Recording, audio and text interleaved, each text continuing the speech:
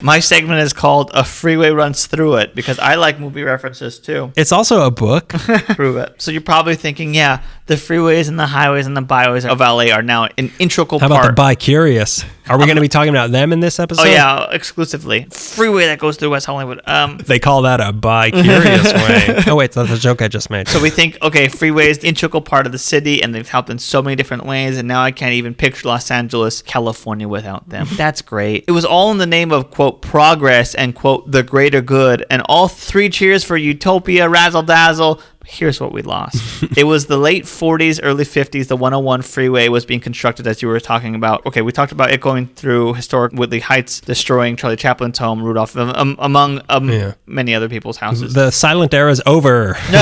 Here's proof. Yeah, there were some protests about that, but nothing really stuck. They like you said, they were able to accommodate their way out of that and steer it. They steered it. They could bow to the most powerful people. Exactly. Let's talk about what the 101 took away. Right off the bat, I can say that the Echo Park Rec Center is divided into two. So on one side near the Echo Park Lake, you have the rec center with the little park and little play area with the weird ass pocket little pool right there that's next to a freeway on ramp. You have the 101 the freeway. The shallow end is on the Echo Park side. Indeed, you have to swim under the freeway. On the other side of the freeway is the baseball diamond and the tennis courts and all that stuff. It's weird. It's very weird, and I didn't look into it that much. What came first, the freeway or the rec center? It's like a lizard getting its tail chopped off. It went through the middle and a new baseball field grew out of it. But also, like, my high school was about a mile down. Also, we shared a wall with the freeway, and I think about how much of my youth was there was the 101 boxed in by freeways and stuff, and I never really thought about it until I started doing research on this. I never really examined my life until March 2019. We lost Fort Moore Hill because now the 101 goes through that, or I think it's the 110 goes through that. That was the spot of one of the deciding battles for California. The siege of Los Angeles was there, completely obliterated. It's also where the lizard people live.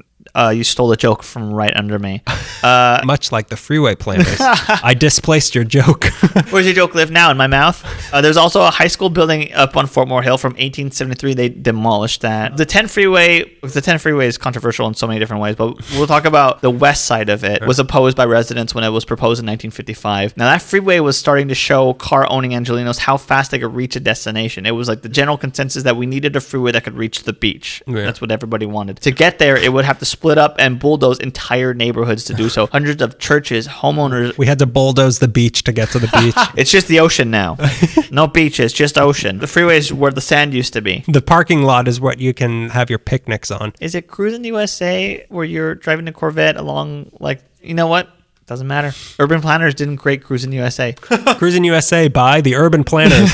Yeah, entire neighborhoods were being proposed to completely be bulldozed. Churches, hundreds of churches. Start with the churches. We'll knock those down first. Hundreds of churches and homeowner groups and other community organizations rallied against the proposal, focusing their opposition on a 6-mile stretch west of La Cienega. The freeway would divide communities. The noise and pollution would affect the residents. And then the Superior Court Judge Stanley Mosk spoke on behalf of a local orphanage over which, saying that the freeway would disrupt the lives of 200 orphans. Oh my God. And they're like, so the residents proposed to the Division of Highways that the freeway route use a viaduct freeway atop Venice Boulevard, which had a commodious median. It was a platform that the Pacific Electric was using, and it hadn't been used in 1950, so they're thinking, maybe the road will go up there, maybe the freeway will go up there. The planners rejected the Venice proposal, but the following year in 1956, they did revise the route in face of opposition from the residents. The new route saved 47 homes, but it largely shifted the freeway away from the domains of its most vocal opponents and into new neighborhoods of people who weren't so vocal. So now the new community in its path opposed it, but the Highway Commission held firm and did it anyway, so it knocked some homes down. The 10 freeway also got rid of some homes in the West Adams area along with historic homes in Sugar Hill. We talked about Sugar Hill in the Central Avenue episode. They were demolished to pave way for the 10 freeway. Included were dozens of beautiful Victorian and Craftsman style homes that were owned by prominent African Americans, like a truly historic area. There were several battles over housing rights for African Americans, and these fights originated over Sugar Hill. Like Central Avenue, Sugar Hill was an area of black prominence in Los Angeles. Hattie McDaniel lived there, and her house, she was like the unofficial queen of the area. Her home was a staple for Hollywood elite. It was like a soiree house. By the time the urban planners came for Sugar Hill, many of the original families had left to other areas of LA, but the houses were still there, and that was a historic area, and they were going to be bulldozed. This was about 1963, about 10 years after a controversy we'll talk about later, but because the area had changed from its zoning restrictions to allow for multifamily homes, Sugar Hill and West Adams became overpopulated, and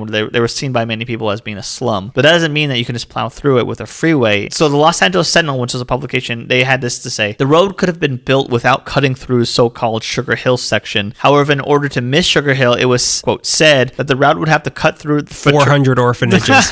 And everyone's like, yes. The route would have to cut through the fraternity and sorority row around USC. Sorority and fraternity row still stand, and Sugar Hill doesn't. So you know who won out on that. Today, what is left of Sugar Hill is dominated by Paul Williams' designed First AME Church, which was founded by Biddy Mason. Then moved that house there in 1968. In 1975, as you talked about, the residents of Beverly Hills were successful in fighting off the 2 freeway from being built. Which, by the way, I'm not like, oh, knock houses down in Beverly Hills because they can. But like that route would have saved my mom so much trouble in the 90s. There's a lot of roads. Like I wish there was like 4 more freeways in the city.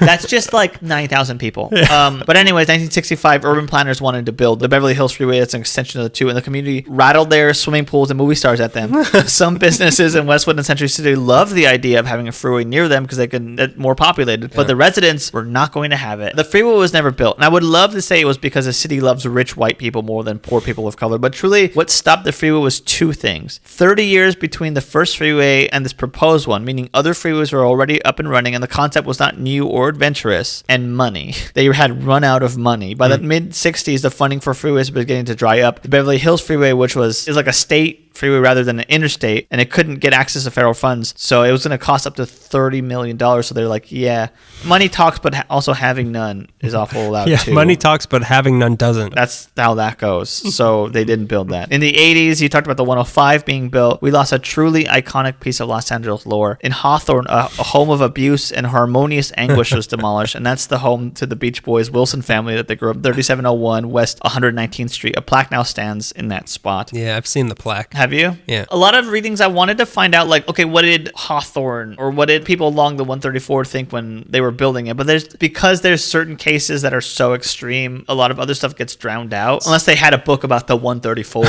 the chapter which I'm working on.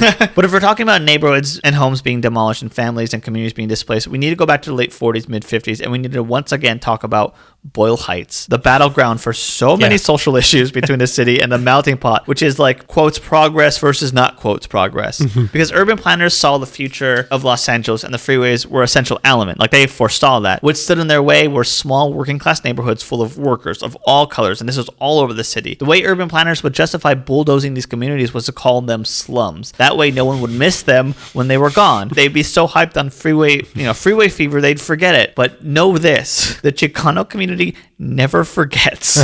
Chavez Ravine, Bloody Christmas, Ruben Salazar, Donald Trump's wall, kids in cages. I'm not even an activist, but I know enough. This stuff keeps the fire going. So like, you're like, oh, they'll just forget about it. It's not going to stop doing it. And thus, when urban planners announced plans to build a freeway through East Los Angeles, the community collectively rose up and said, no thanks. Most of my info on this matter, I just like to clarify, it comes from 2 places: a book titled Popular Culture in the Age of White Flight by Erica Villa, and an article/post by Giovanna Perez titled The Los Angeles Freeway and the History of Community Displacement for the Toro Historical Review. Urban planners throughout the U.S. worked in accordance with private interests, and they all looked to the Federal Highway Act as a means of renewing the deteriorating condition of American inner cities. This wasn't just a problem in LA, because across the country, freeways and highways were displacing people and destroying communities. Urban planners had not like here, though. We did it first. We have so much more sorrow than other places. Urban planners had little to no official interest in providing inner city housing for these residents displaced by freeway construction. Huge sections of central city land could be cleared for other uses, as we've seen in other episodes, hint, hint, Chavez Ravine. Downtown business leaders and real estate developers clamored for central city development since they didn't know if they could survive families moving to the suburbs away from business districts. So they wanted that central business. The Urban Land Institute, ULI, which is a national organization for real estate developers, they advocated for urban freeway construction as a means of slum clearance and urban renewal. So the whole idea of not only do we get a freeway, we also get rid of this part of town that we don't like, that no one likes to go to because that deli smells funny. James W. Rouse, which is a Baltimore real estate developer involved with the ULI during the 50s and later famous for building festival markets, which were they were like precursors to malls. He was saying major expressways must be ripped through the central core as a part of urban renewal efforts. Similarly, writing for the ULI in 1956, 1997, James Schuer praised the inner belt expressways that would inevitably slice through greater areas of our nation's worst slums. So this idea of freeways also comes with this idea of we're going to get rid of the slums, like urban renewal and also freeways. That's like a deep core belief. So they're basically, we can kill two birds with one stone, and one of them is actually killing. Yeah, exactly. Throughout the sweet post-war period, many of the Los Angeles multicultural communities succumbed to freeway construction, that we know. Before construction of the downtown segment of the 10 freeway began in the early 60s, there's a little area called Mateo. There was like a tightly knit community of Mexican and Italian immigrants, all workers who worked for nearby factories. They were people who worked really hard and struggled to make ends meet during the Depression. They were in this little area. They occupied this little area. A central point of the Mateo area was this Cabrini Church. It was a small Roman Catholic parish operated by the Missionary Sisters of the Sacred Heart. This little church met the religious and communal needs of the neighborhood's Catholic residents. Now, church records stated the church was for Mexicans only and all Italians living in the so-called Cabrini district, which I didn't know that was a thing. Cabronis. You stop that. They all use the church not only for worship, but like a variety of classes and services and stuff. Now, a freeway pillar marks the spot where the Cabrini church once stood. Like, that's what the freeways were leaving in their wake, were plaques about things that used to be there. We'll cover them with plaques. It's a compromise. Hey, we love the history. We love the past. You can worship Freeway now. The freeway is the new church. With the coming of the Santa Monica freeway... And the church goes 65. With the coming of the Santa Monica freeway in the early 60s, many of the Mateo Mexican immigrant families moved and assimilated into larger Chicano communities. The construction of the Harbor Freeway, the 110, which connects the Arroyo Seco Parkway, travels through South LA to San Pedro. That project saw the removal of 1,500 homes along, like, south of Exposition Boulevard. This is what the Division of Highways had to say on the matter. Oh boy. The freeway location is through an area of older houses that some occupants have owned for 30 years or more. Some of the occupants are already older people who expected to live in their homes for the rest of their lives. It would be assumed in approaching the owners of this type that one would meet with tears, hesitations, and reluctance, and perhaps outright defiance when asked to move. This is not the case. The older folks seem to be happy to do it. The older folks seem to resign themselves to the fact that they should not stand in the way of progress and gladly cooperate. This is the rule rather than the exception. It's okay. They've all given up. We defeated them. Yeah, they're broken. It's fine. We have met with wholehearted cooperation and support many times where least expected. Progress, the greater good. And you know what? I couldn't find anything online as far as testimonials or accounts from people who vacated this area. Maybe they were happy to leave. I doubt it, though. Like, I don't know. But, like, were they compensated for leaving? That's what I'm wondering. Like, if today you were told we're building a freeway over your house and you have to move, like, what happens? Like, do they buy you a new house? Or what happens? I would think that. It's not eminent domain. Or is it eminent domain? It is eminent domain. Then you have to go. But they have to compensate you. But where you live. They have to set up affordable housing, like those affordable housing units. But I don't know if they ever did. So they're going to take away this house in this nice area, and they're going to put you in a project somewhere. Yeah, they put you in the projects. Great. Don't live in an area that doesn't have a freeway. Live by a freeway, but not too close because they might widen it. Yeah, they might need 2 lanes. The thing that really creeps me out is if Chavez Ravine had been a quiet matter, would the same kind of statement be released? Like, oh, they were happy to leave and they wore Dodger blue as they wandered into the river. Like, we don't like... They marched out to the rhythm of Randy Newman's I Love LA. What's the big deal? Yeah, no, they loved it. On that note, the defeat of public housing, which was the root of the issue at Chavez Ravine, it allowed for downtown developers to pursue slum clearance and urban renewal without providing housing for those that were being displaced. With that, so they didn't. Not in every case. I think in when we get to East LA, I think a lot of people were put into the projects that make up a lot of Boyle Heights. But I don't know if everybody was. I couldn't find that much on what they did to compensate. With that, highways could aid the city in its effort to destroy what they call the slums, which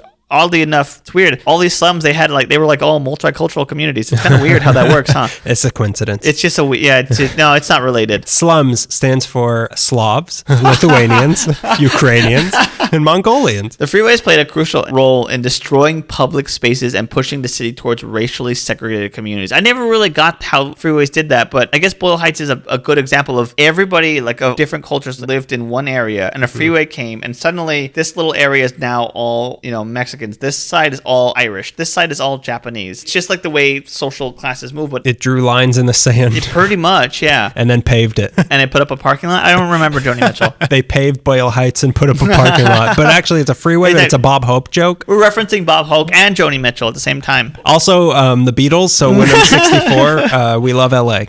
So the Division of Highways and urban planners wanted to put this freeway through East LA, clearing out people they saw as disposable and using the space for what they wanted. It's that story story over and over again through LA history. And I don't know if it's me, but it's always like the city versus the Latino community. They stand up and protest, and the side with the money crushes them, and they're not the side with the money. Anyways, for them to clear it, it would need to be flagged officially as the slums in a more professional manner. What are you talking about? The master plan that was written by the... I was talking about the master race. That was before we were recording. Very Nazi-ish, no matter what. Yeah, it is. They had to go through and do a census and an appraisal and relabel homes as red tagged. The label slum, as I said, was an official term. It was based on perspectives from an investigation launched by the Los Angeles Housing Commission, who then sent agents to report on the conditions within this area. Boyle Heights, for example, had been labeled a slum due to the agent's report, which stated that a large portion of the area was populated by single immigrant males. The overcrowded and That's what slum stands for. Single, loser, ugly males. Single, lovable, underemployed. The overcrowded and unsanitary conditions were seen as the cause of outbreaks of the bubonic plague,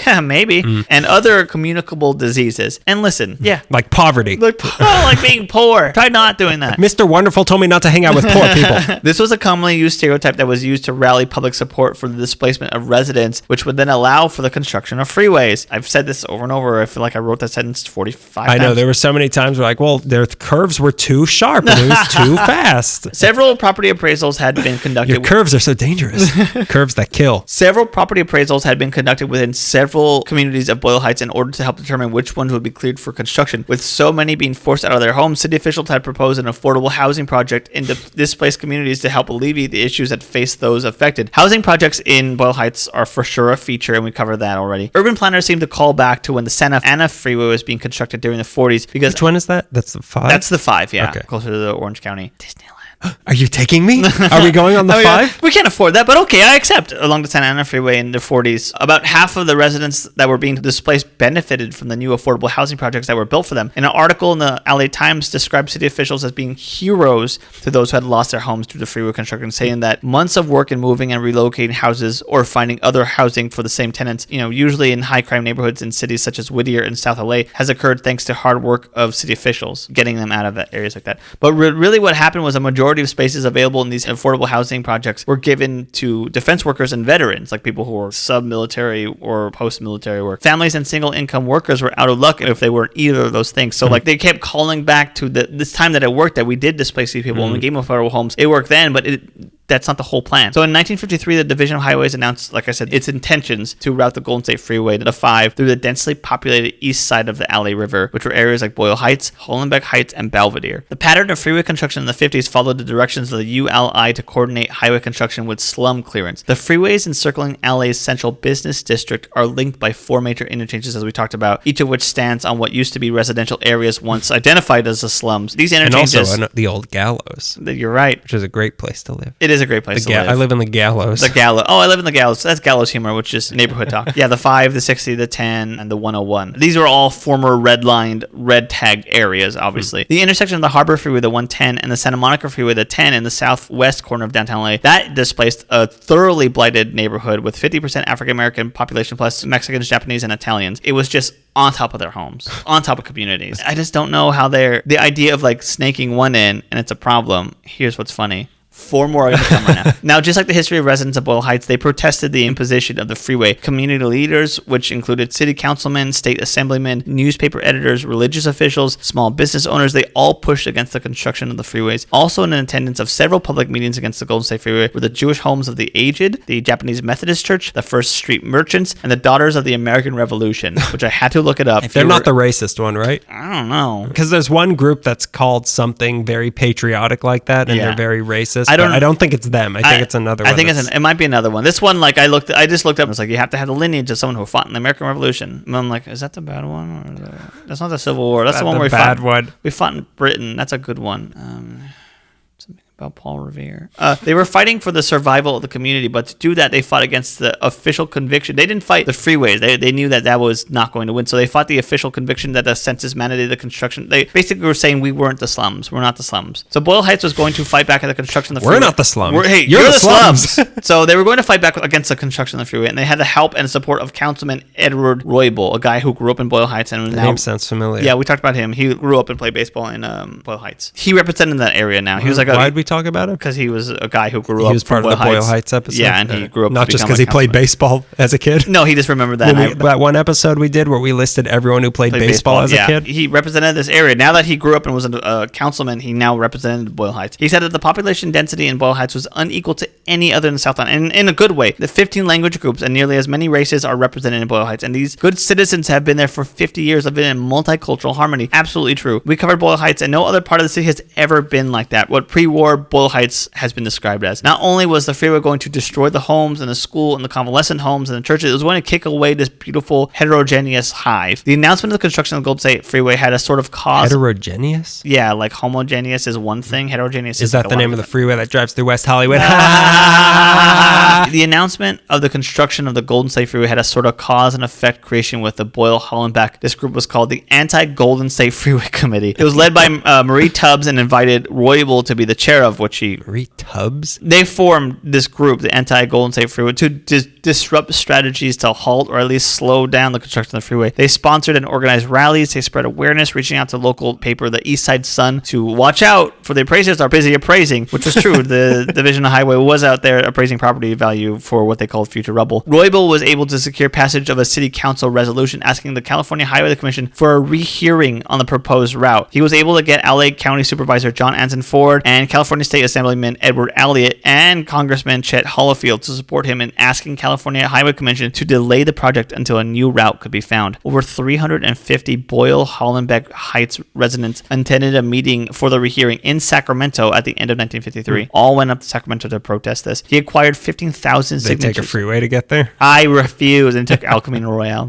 Follow the bells, but not the ones on the freeway. Yeah, you'll get lost. He acquired 15,000 signatures of opponents and presented them to the commission. All of this push, but as we know, it did not work. Construction would begin in March of 1957 of the first segment of the newly named Santa Monica Freeway over the Los Angeles River. Land acquisition for the freeway right-of-way began in 1958, and by 1961, families living in houses the state had purchased and then rented back to their occupants received orders to move. The first defeat really did lead to an overwhelming feeling of we can't do this. We can't do this. It was like a cosmic defeat in the communities of East LA, and everyone pretty much, as far as I can see, they surrendered to the inevitable. After they lost that first battle, any freeway that came after, fine. Like what else? Like I'm living in the projects now. Like what am I gonna do? And then the newspaper said, "Look, they like it. They said it's fine. They said it's fine. They're happy to move. Look how much closer they live now." The Golden State Freeway, the 5, that split up Boyle Heights, and then 5 more freeways would push through, as we know. These 2 massive interchanges. Yeah. If you give a highway commission a cookie, exactly, they'll want 4 more freeways on your house when they're 64. When they're 64, thank you. The Community Redevelopment Agency would step in under the guise of urban renewal and attempt to modernize the area in question, pretty much vacating the previous residents and using the land for whatever the city or private investors wanted, like with Chavez Ravine and Bunker Hill. Anywhere where working class Angelinos dwelled, it would be raised and repurposed. That was like the real threat, is like it could happen for any reason at any time, and we're almost never safe. It was like a really crushing defeat. The neighborhoods in Boyle Heights that were destroyed were never replicated. That sort of communal experience. Some people managed to move to the suburbs, if they could afford it. Some stayed in areas that became ghettos after the freeways were constructed. For the freeways to work, homes were lost, communities were raised, mountains were moved, monuments were replaced with plaques. Something Beach bigger. Boy houses were demolished. Something bigger was lost, and that was a more communal experience. The red cars are romanticized. They probably sucked. I've taken the modern bus. It's not a great experience, but with cars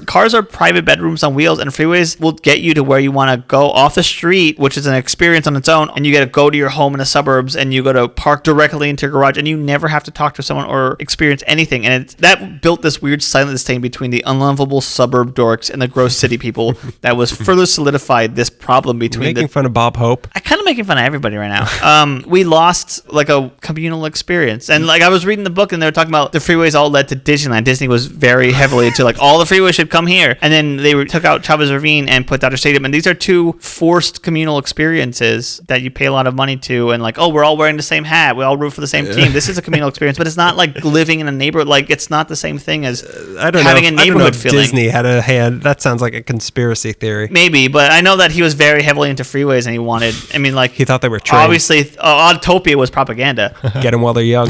It did kind of ruin the city, but at the same time, it saved the city from itself. I do believe that it was inevitable. I do believe that. Yeah, it had to happen. Imagine the city right now without freeways, but you can't, because the city wouldn't be what it is now without freeways. There were bad sacrifices for that. There were a lot of bad sacrifices, and we got a lot from we're now connected to the rest of the country, which is great. I really do enjoy that. And we're connected to ourselves in a way that we never were before. Even with red lines, I imagine like you still didn't get this. Yeah. But Jesus Christ.